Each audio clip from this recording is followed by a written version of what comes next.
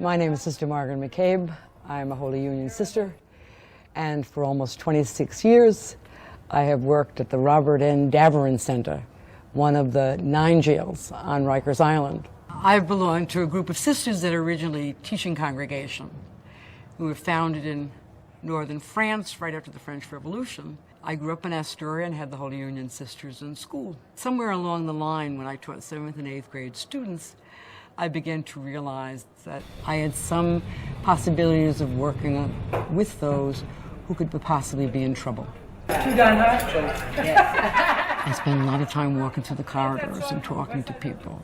The officers have learned who I am, and they know that they can call on me when anything happens. I see inmates in my office on a one-on-one basis and do what I can. My father walked out of my family when I was like 3 years old. I started messing up in like middle school. I just started getting arrested for stupid little things like stealing a bike or something like that, and it eventually went up to like robbing people, and I started robbing people and getting arrested for stuff like that. And I only ever got arrested when I was high on pills. I used to take pills. So yeah, and Sister Margaret helps me with that by like, she talks to me about how I used to use drugs and everything. Like, she's like a counselor pretty much, helps me. I think I felt I was compassionate before, but I think I've become more compassionate because, as I say, I don't know what it's like not to be loved. I don't know what it's like to be mistreated.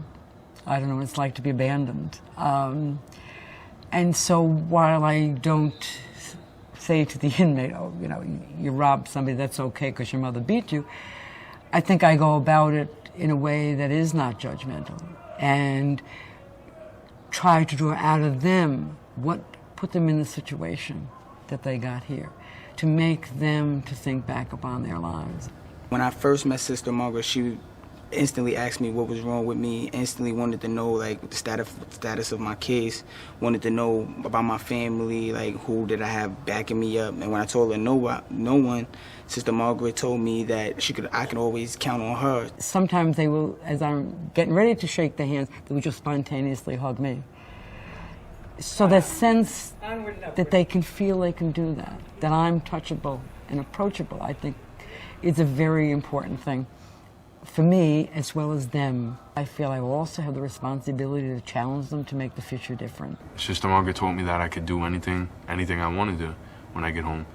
And I talked to her about I want to become a drug counselor when I get out of here. My job isn't strenuous in terms of physical, it's very strenuous on my heart. I decided a long time ago. I didn't get them arrested. I can't let them out, and I'm not their mother.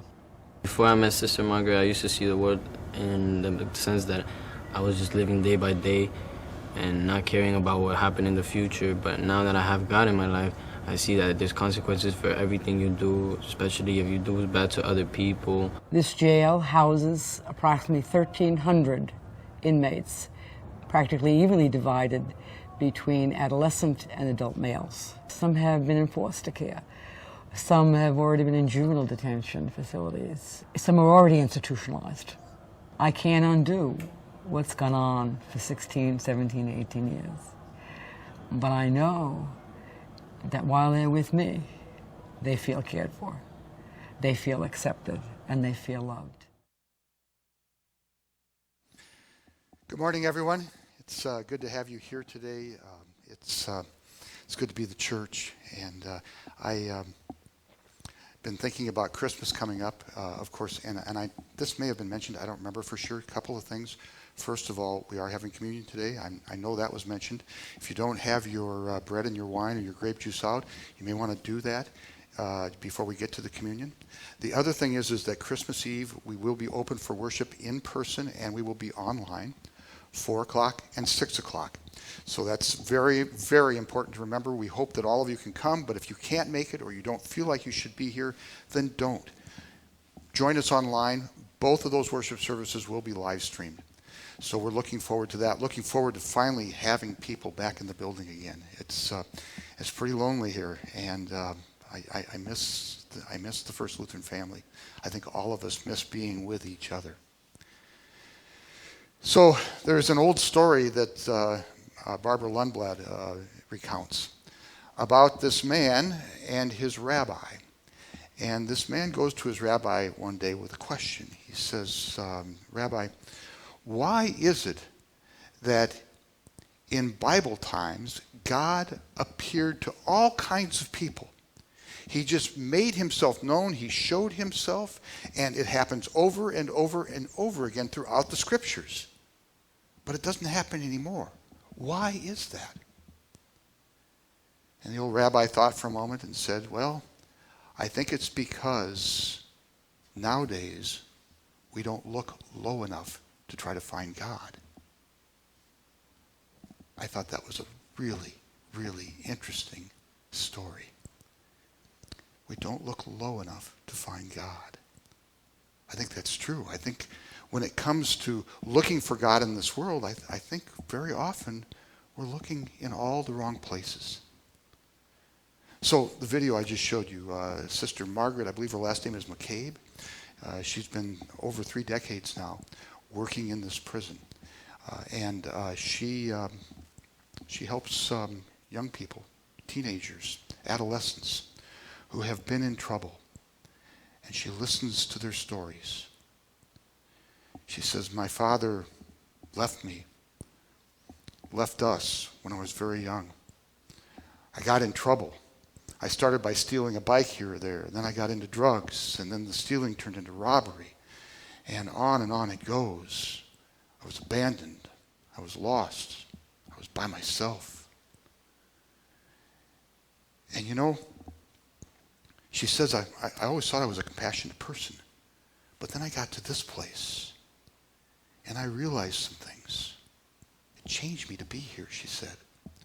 I realized that I've never been in a place where I've not been loved. I've never known abandonment or being that alone, that by myself. And so here she is, this nun, this sister, who has a compassionate heart, and she has come in to help these young men, to counsel them. But in the process, what happens is that something changes in her. And she realizes here, in this lowest of all low places on earth, this prison with down and out people who have been in all kinds of trouble. And they've been lost, and they've been alone, and yeah, they've gotten themselves in some big trouble as part of all of that. But there she realizes that she has met Jesus.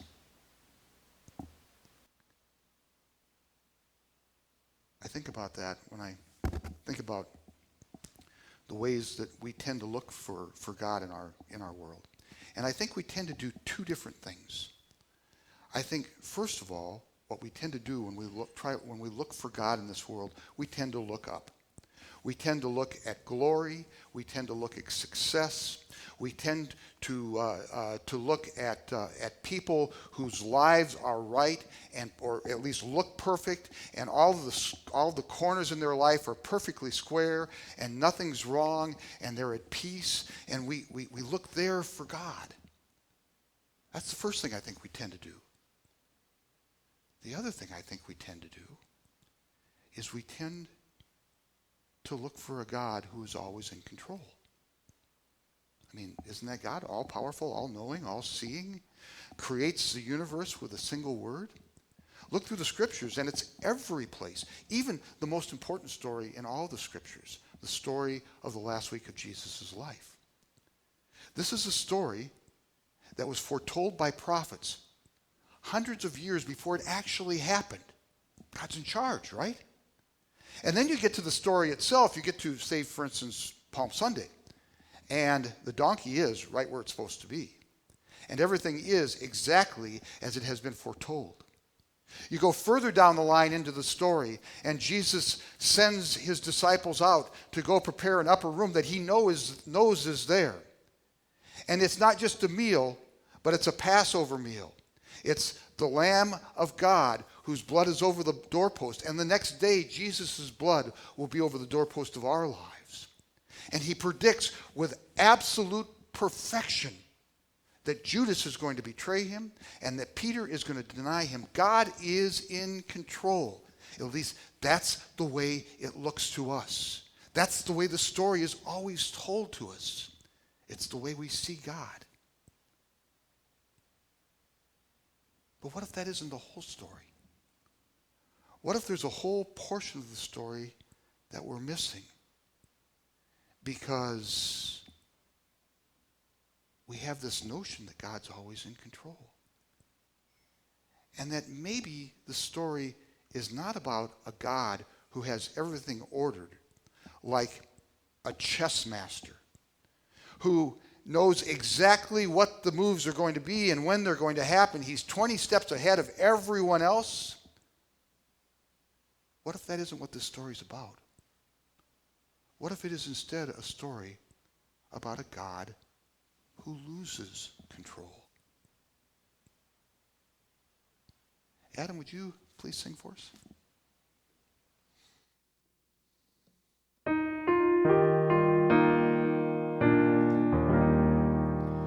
Holy child within the manger, long ago yet ever near, come as friend to every stranger, come as hope for every fear. As you've lived to heal the broken, greet the outcast, feed the bound. As you taught us love unspoken, teach us now where you are found.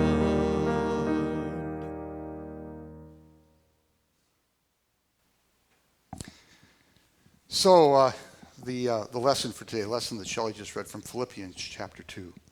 I love this lesson. It's a little background. Paul is writing to the Philippians, and he's writing from prison, which I think is interesting. Not all that different from the place where Sister Margaret McCabe works. And he's in that situation. And I have to wonder if maybe that doesn't color what he's trying to say to the Philippians. The Philippians, it's a church in a large Roman settlement called Philippi, named after Herod's son. And it's a cosmopolitan place, but this is a place where Paul has established a church. And he loves these people in this church, and they love him. But just like with all churches everywhere, or for that matter, anytime people are living together and trying to work together or trying to carve out a life together, there are in this church tensions and rubs and trials between people, troubles between people. This one hurts that one returns the hurt. And it's all of these places where life just doesn't have the square corners we talked about earlier. That's who he is writing to.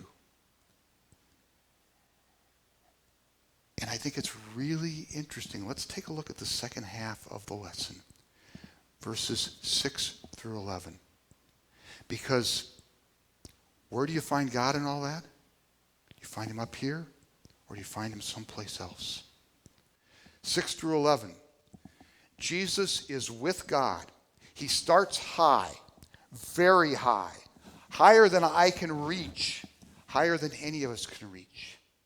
Jesus is with God in the highest heaven. He is equal to God in every way. That's where he starts. But he doesn't stay there. He goes down, down, down.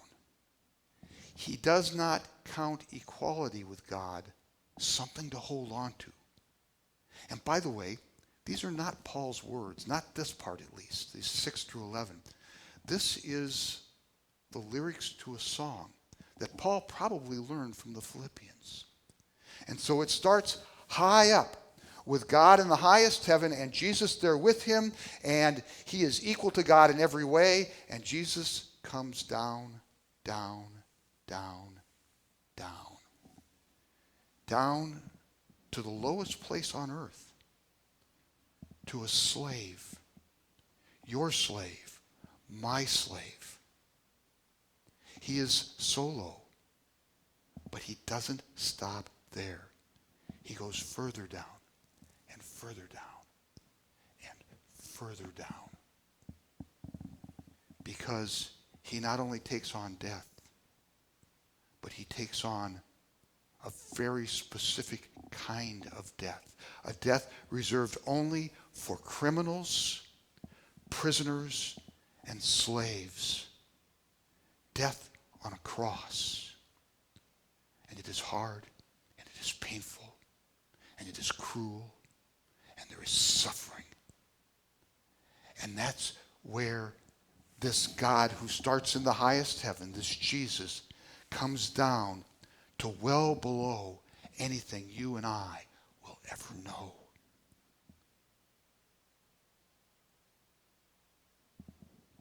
Where do you find God? Up here or down beneath you? See, this is a story of not just who God is. When we think of who God is, we think of him up here. We think of him as the man in the sky. We think of him as being in control. But instead, it's more like a V, and this is a story of a journey. He starts high. He comes down so low that he is beneath us.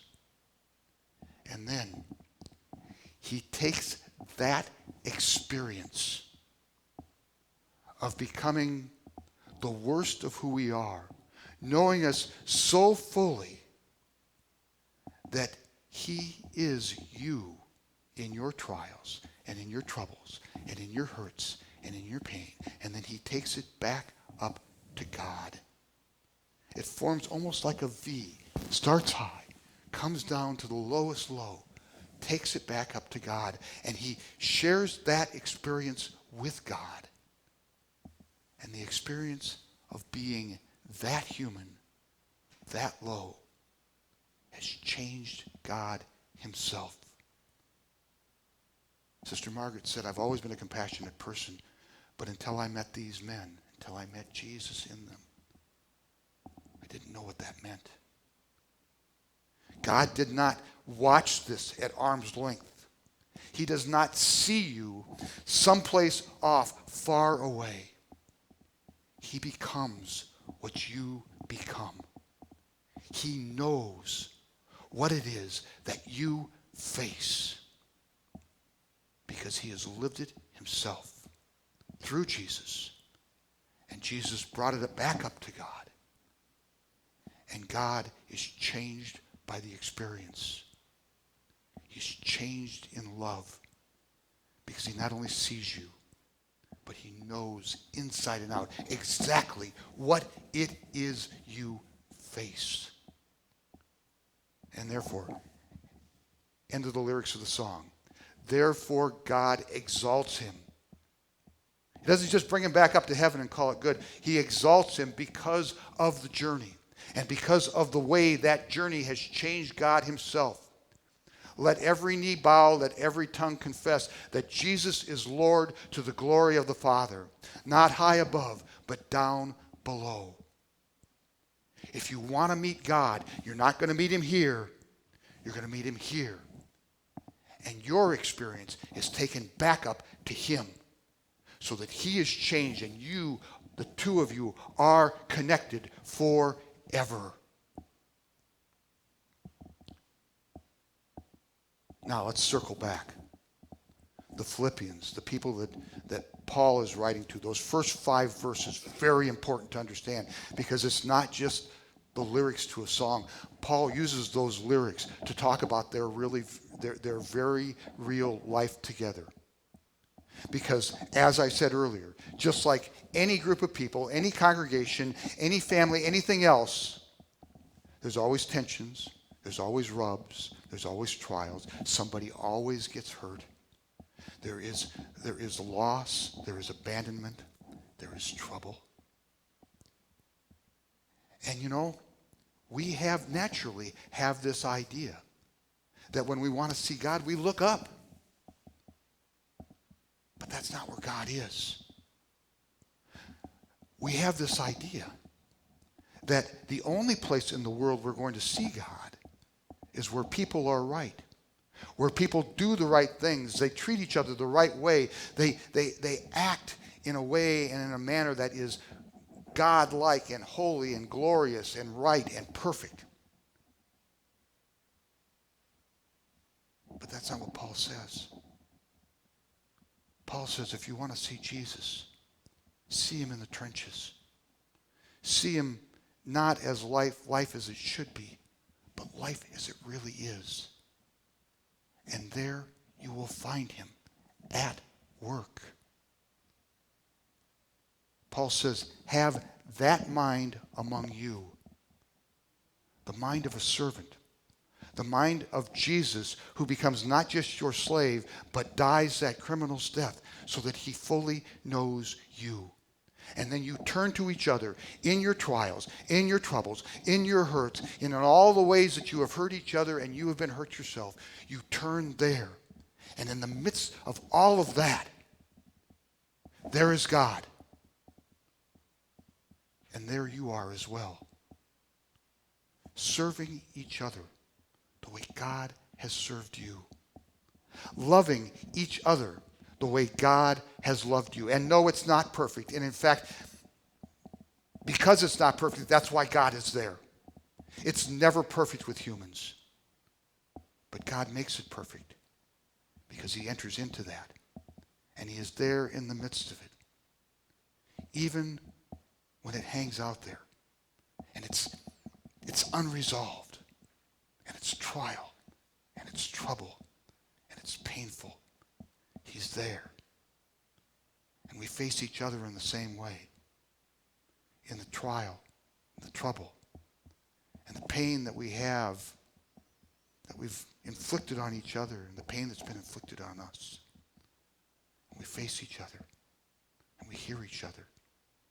Not standing above, not being perfect, not some false kind of church that if you're not perfect, it looks hypocritical. That's not what this is about. This is about real life. This is about real people living together and God in the midst of that very real living together. Adam, would you please sing?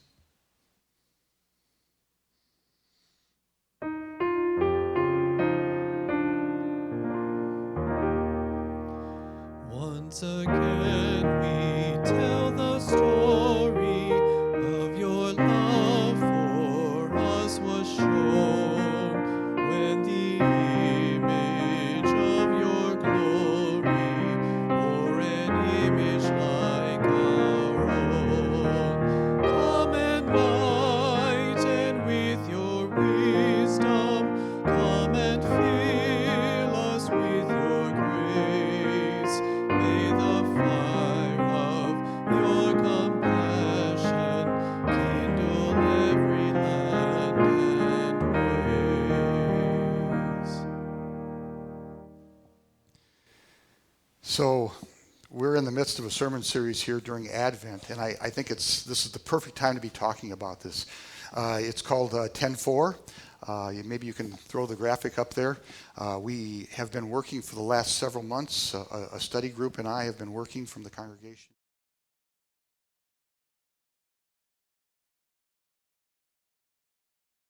In 4 different parts. It's called 10-4. Could we put up the next graphic, please? The 4 divisions. I'm going to kind of read them off.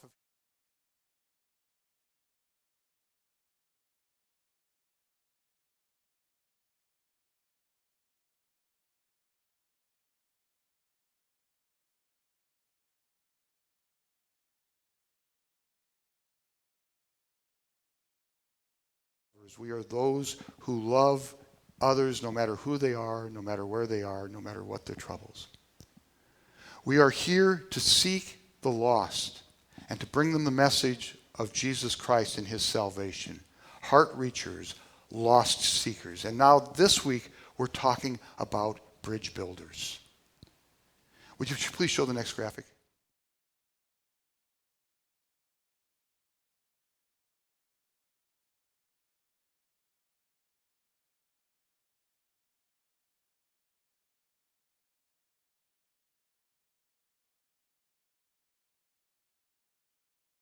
We want to serve our nation, our community, our nation, and the world by building those Christ-like relationships and sharing them with others.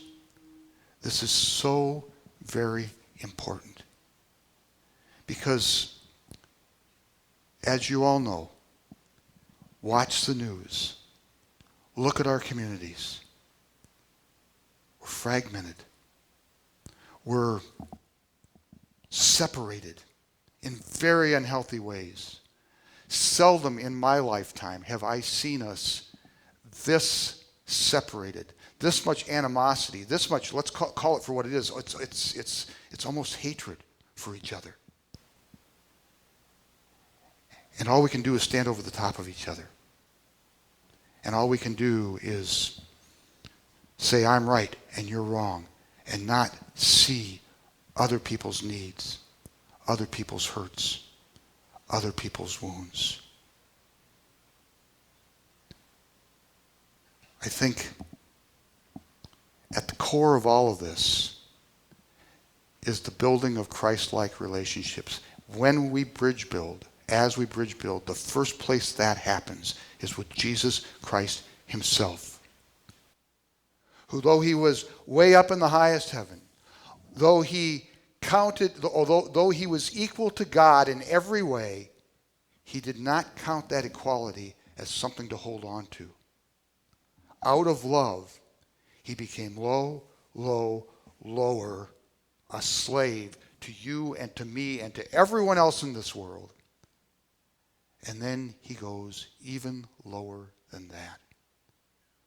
In the pain and in the hurt and in the separation of a fallen and fragmented world, he goes there. He dies a criminal's death, and it is cruel, and it is difficult, and it is inflicted upon him by people who have no care for him whatsoever. And he takes that experience, and he brings it back up to God, so that God, in the love of Jesus Christ, is changed into a God who cares for us and knows everything about us.